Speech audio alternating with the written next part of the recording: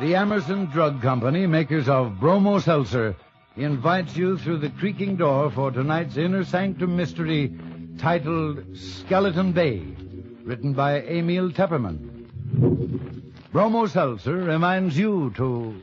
Fight heavy 3 ways. Bromo Seltzer, Bromo Seltzer, Bromo Seltzer, Bromo Seltzer, Bromo.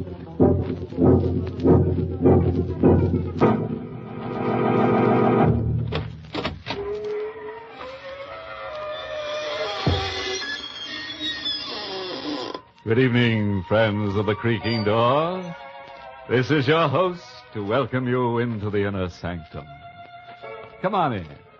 Come on in and join the fun. We're having a game of corpse and robbers, and we can't find a soul for the corpse.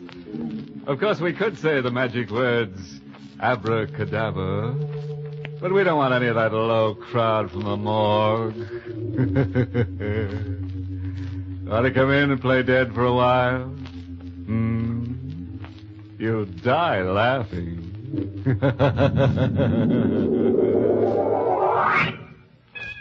And now for our excursion into the Erie. Our little trip to Skeleton Bay. Our story opens at a swanky hotel with private cabins, situated on a storm-swept, rock-bound coast. The story itself is all about, you guessed it, murder. And here is Carola Winters to give us a blow-by-blow description. I'll tell you first about the night I met Michael Barrett. It was in August at Skeleton Bay. I'd come to the hotel supposedly for a rest. That was what I kept telling myself, but in reality, I didn't know why I had come here. Skeleton Bay. I'd seen the name in an ad months ago. And since then, it kept hammering at the inside of my brain. It was like the voice of implacable fate, commanding.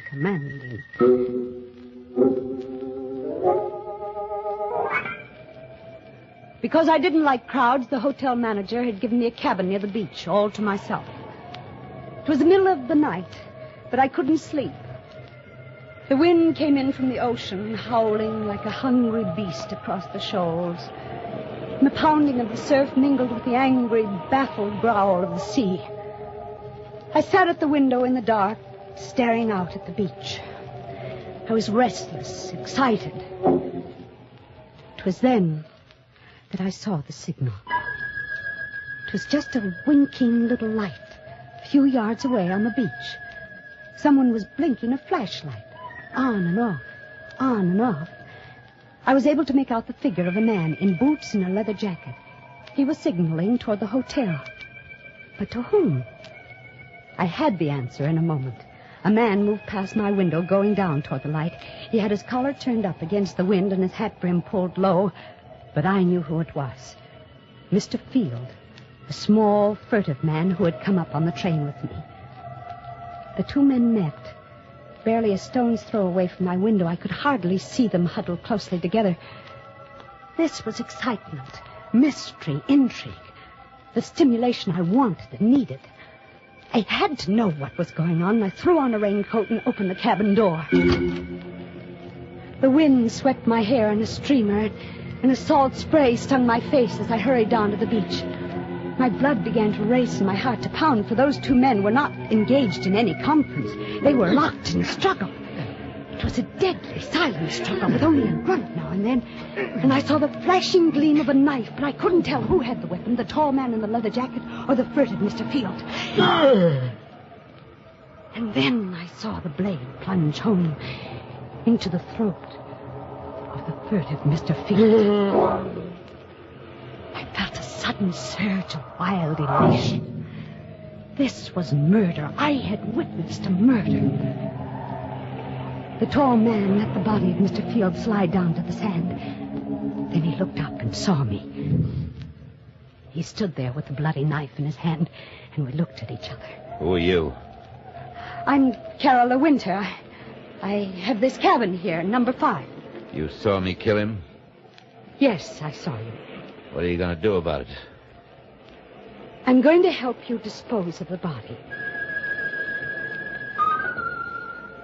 He told me his name was Michael Barrett. He lived on the opposite side of the bay, in a house high up on the cliff. It won't be so easy to get rid of the body. If I had the boat, I could take him out and drop him over, but it's too rough tonight. If there was some place to hide him for a day, I could come across in the boat tomorrow night. You can hide him in the closet in my cabin.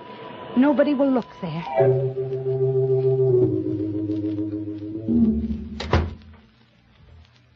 Better lock the closet door. Yes, of course. You sure nobody will come snooping here? Nobody comes here but the maid. All right. I'll be back tomorrow night with a boat. Did you pick up the knife? Yeah. I got it here in my pocket. Oh. Well, I guess that's all. Good night, Carla. Good night, Michael. All night I sat up alone with the locked closet door between me and the staring, sightless body of Mr. Field.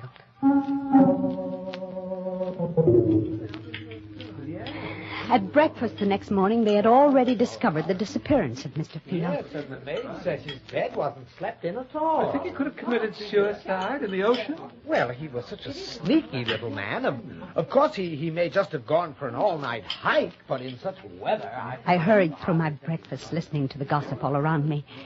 Now, in broad daylight, I could hardly believe that the thing had really happened last night. And you know, the hotel manager thinks it might be murder. I heard him phoning for the police. The police? I hadn't counted on that. Wait, anything wrong, young lady? You look sick. I do feel a bit dizzy. I think I'll get some fresh air. Oh, dear, poor girl. It must be quite a shock to her. She came up on the train with Mr. Field. Out in the open air, I let the wind cool my fevered face as I hurried down toward the beach. It was only 9:30 in the morning, a whole day and a whole evening before Michael could come for the body. And the police would be around all day, investigating, snooping. And all the time, Mr. Field would be sitting in my closet, staring blankly out of his sightless eyes. When I reached my cabin, I put my hand on the doorknob, and suddenly I went cold all over. The door was unlocked. I stood as still as a statue, listening. Yes, there was someone inside, someone moving around. If only I had my handbag. I had a pistol in it that I always carried for protection, but it was inside on the dresser. So slowly, I pressed the door open. A half inch, an inch, and the door creaked. That you, Miss Winter? The maid. It was only the maid, of course. She'd be making up the bed. Why hadn't I thought of that? Miss Winter? That you? Yes. It's I. What are you doing at that closet with those keys? They're just my pass keys, Miss Winter. I was just going to tidy up the closet. I didn't ask you to do anything to that closet. But that's part of the job, Miss Winter. I'm supposed to do it in all the rooms. Well, you leave this one alone. Keep away from that closet, do you hear? Well, yes, Miss Winter. I was only trying to help. When I want your help, I'll ask for it. Now, please leave at once. Just as you say, Miss Winter. I'm sorry if I did anything wrong. Did she suspect anything? I hadn't liked her tone. Why had I been so sharp with her? Now she'd surely think there was something in the closet. Something she shouldn't see. At lunchtime, I didn't want to leave the cabin. I sat at the window, and I could almost feel the sightless eyes of Mr. Field staring at me through the closet door. Someone at the door. Oh. Just a minute. Miss Winter? Miss Carla Winter?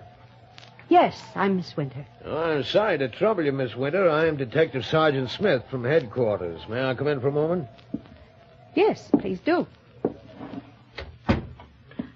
What can I do for you, Sergeant Smith? We're out here investigating this Mr. Field business. He hasn't turned up yet. Oh, well, I'm sure he will in time. Well, I wish I could be so sure, Miss Winter. What do you mean? We've gone through his room, found some mighty queer things. Queer things? Seems this Mr. Field was in some sort of racket. There's a good chance he may have been murdered. You don't say. Yeah. I understand you came up on the train with him. Yes, that's true. Did you have any conversation with him on the train? No, none at all.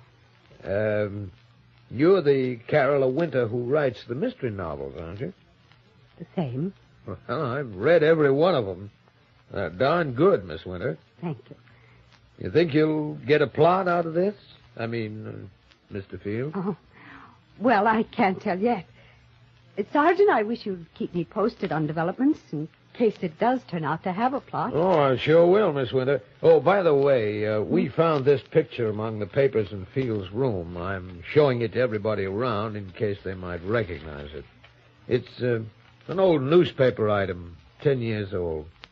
Can't figure out why he was carrying it around. It's about a guy named Wycliffe that's wanted for murder. Yeah, take a look at him. I felt the blood racing in my veins, pounding at my wrists. The picture of the man named Wycliffe who was wanted for murder was a picture of Michael Barrett.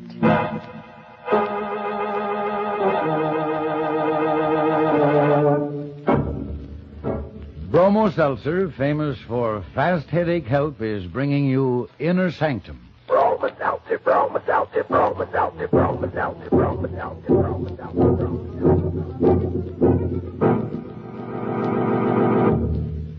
How do you do, ladies and gentlemen? How do you do? This is your old friend Norman Brokenshire. You know, it's really silly to let an ordinary headache make you miserable when you can get such fast three-way headache help with Bromo Seltzer. Now, by three-way help, I mean Bromo Seltzer quickly helps the pain of a headache itself, and it soothes upset stomach and jittery nerves that may team up with your headache. And what a pleasant help it is, for Bromo Seltzer fizzes instantly. So sparkling, so refreshing to take. You can't ask any more of a headache product than that, can you? Fast, pleasant, three-way help for your headache. That's Bromo Seltzer.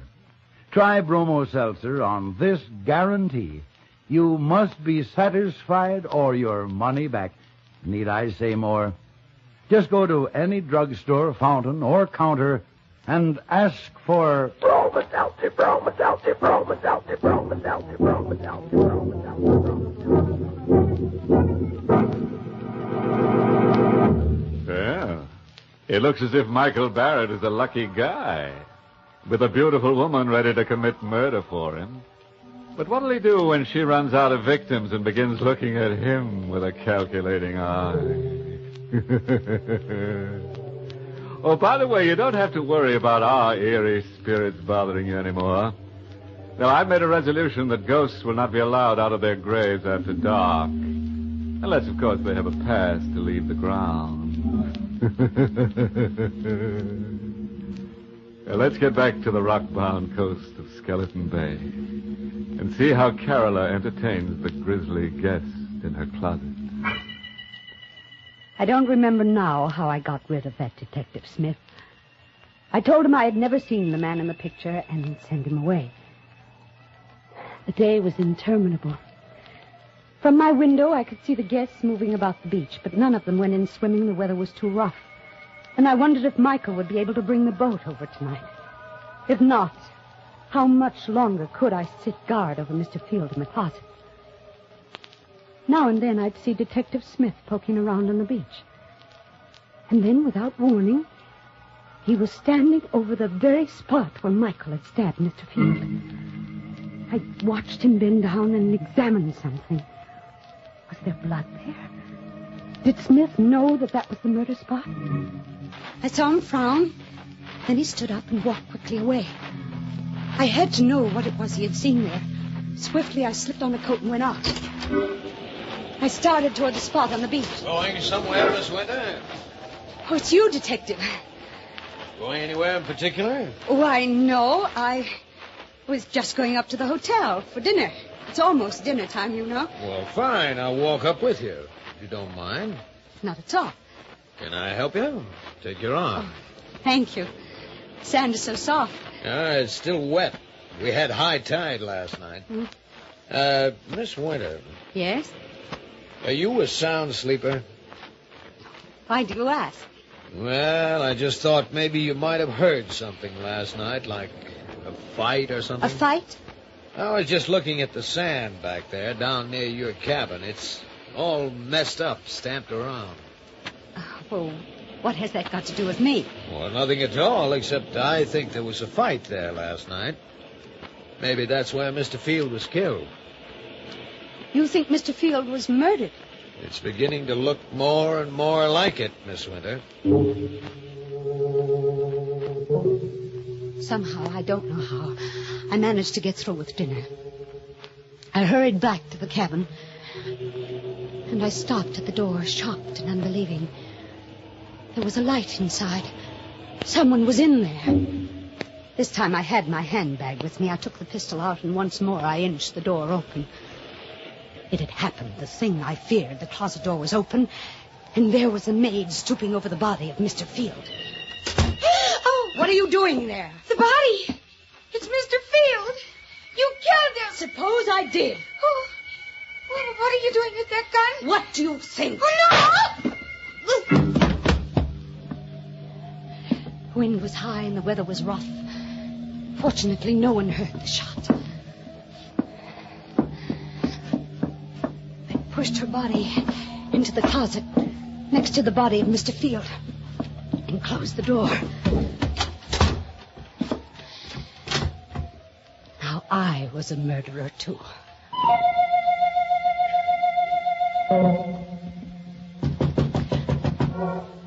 Who is it?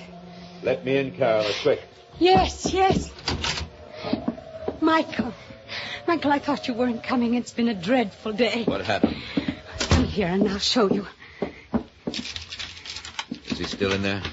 See for yourself. A woman? Who is she? The maid. She opened the closet while I was out. You killed her? Yes, Michael, I had to. There are detectives at the hotel looking for Mr. Field. I suppose if I was smart, I'd kill you, too. And there'd be no one to talk. Yes, Michael, that would be smart. Go ahead, kill me. If you can.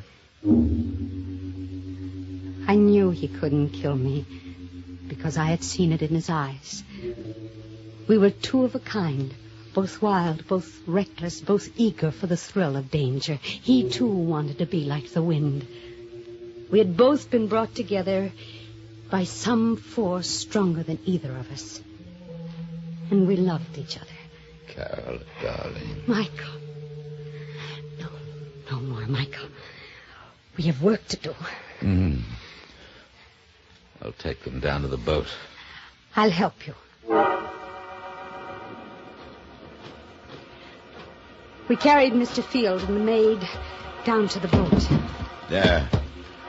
I'll take them out away and dump them. And after that, Michael? After that, then I'm going home. To your house on the cliff on the other side of the bay? Yes, Carol. Michael, take me with you. What? Take me with you to your house up there on the cliff. I'm sorry, I can't. You can't. Why can't you? It isn't anything I can tell you. What are you hiding up there in that house on the cliff? You mustn't ask. Now, please, Carola, you mustn't ask. You're married. You have a wife up there. No, I haven't. Then what? I can't tell you. But are you going away? Are you leaving me forever? Not forever. You go back to the city. I'll come to you soon. I returned to the city and waited. I waited a week, a month, but Michael Barrett did not come. I wrote to him, but there was no answer. And then one evening I saw him. I was returning home in a taxi, and I saw him standing across the street looking up at my window. And when he saw me get out of the cab, he turned and started to hurry away. Michael! Michael! Michael, please, don't go away! Oh, Michael, why did you try to run away? Don't you know? You're afraid. Yeah, let's call it that. But you love me, Michael, don't you? Carola, it's no good. There's nothing but ruin for us both if I stay. We'll be together forever. It's impossible. I won't let you go back to that house on the cliff. I don't care what it is you're hiding up there. I won't let you go back. Goodbye, Carol. Wait. I'm going. You better forget about it. Don't go yet, Mr. Wycliffe. So you know about that, too.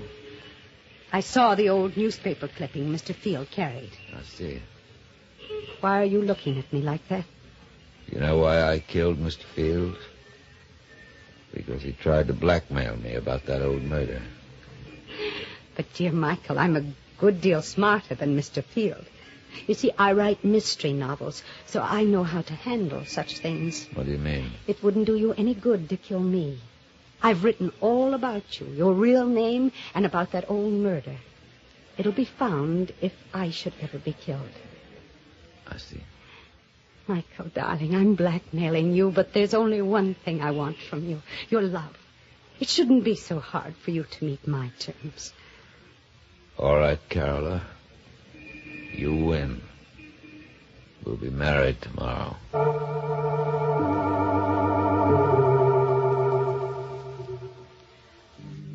Soon after we were married, Michael began going out evenings, once, sometimes twice a week, and staying out all night. He'd return late the next day. When I asked where he had been, his temper would flare up into something terrible. I stopped asking, but I couldn't rest. I had to know where he went. One evening, I followed him. He boarded a train for Skeleton Bay.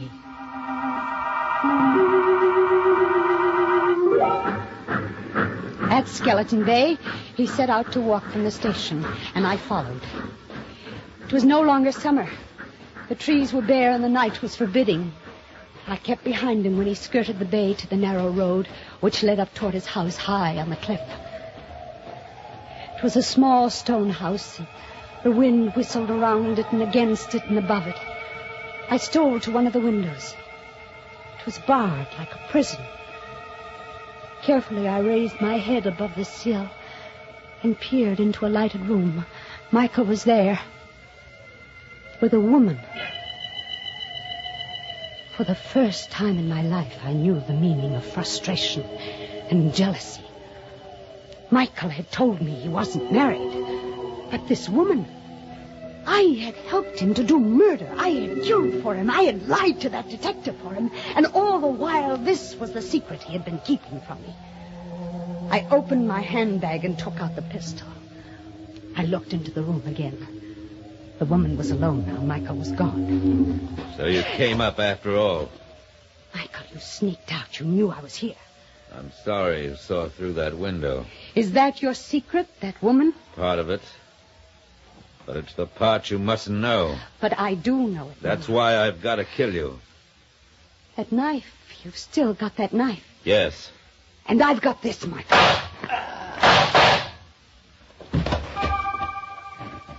He fell at my feet, and I looked down and watched him die.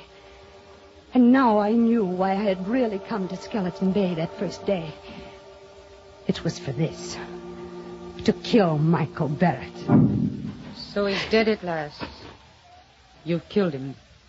You, the woman in that house, you saw me kill him. Yes, I saw you. What are you going to do about it? Help you dispose of the body. Of course. Help me dispose of the body? Those were the very words I had said to Michael Barrett down there on the beach. And now this woman was saying them to me. Who are you? I'm Lisbeth Wycliffe.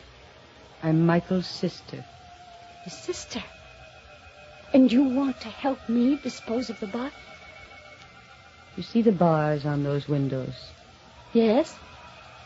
I have been a prisoner in this house for 10 years. What? Michael killed the man I was going to marry 10 years ago. He murdered him. But this house, this prison... Michael brought me here. He kept me prisoner because he knew if I got free, I'd tell the world he was a murderer. Then that's the secret. The secret he wouldn't even tell me.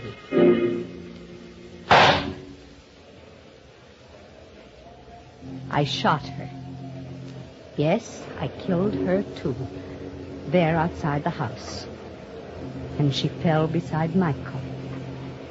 And I rolled both bodies over the cliff, down into the sea.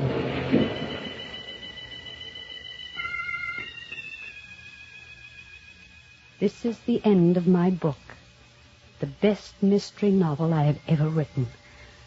I know that in writing it, I deliver myself into the hands of the law. But I can't stop. I can't help myself. So now I am finished. I will mail it to my publisher and wait for Detective Sergeant Smith to come and get me.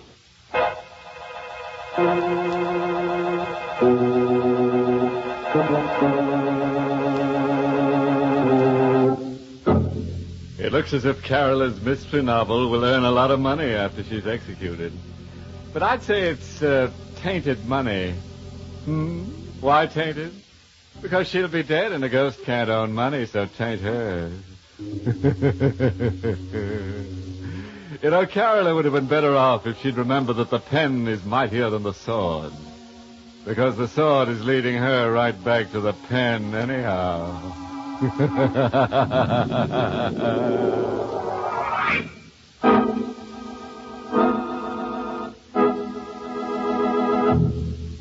You know, today just about everything depends on speed. Now you take headache products. Bromo Seltzer is famous for giving speedy relief from headaches. But that's not all. Bromo Seltzer gives you three-way headache help. First, it quickly fights the pain of the headache itself. Then it soothes the upset stomach and jumpy nerves that may come with a headache. And Bromo Seltzer is even fast to fix. Just put a teaspoonful in a glass, add water, watch how it fizzes in a split second. So sparkling and refreshing to take. So fast in helping your headache all three ways. But don't just take my word for it, neighbors. Next time you get a headache, try Bromo Seltzer yourself. You'll find where others fail, Bromo Seltzer works. Caution, use only as directed, and of course, if a headache persists or recurs, see your doctor. Get a bottle of Bromo Seltzer for home use, and keep another bottle where you work. It's on sale at all drugstores. Fight headache three ways. Bromo Seltzer, Bromo Seltzer, Bromo Seltzer, Bromo Seltzer.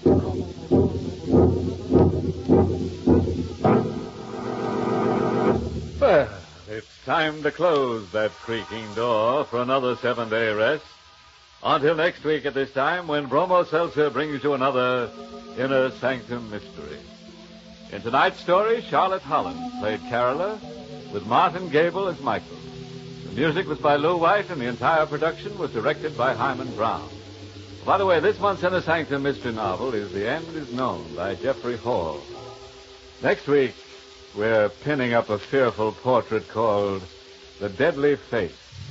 It's all about a curious character who has the picture of death painted all over his puss.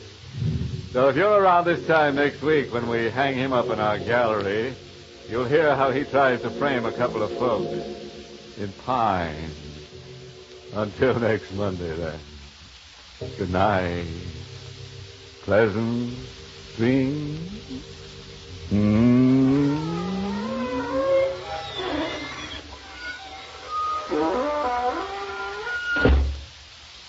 This is Norman Brokenshire speaking for Bromo Seltzer, inviting you to tune in again next Monday at the same time to Inner Sanctum, which is brought to you for your entertainment every Monday by Bromo Seltzer, Bromo Seltzer, Bromo Seltzer, Bromo Seltzer, Bromo. This is CBS, the Columbia Broadcasting System.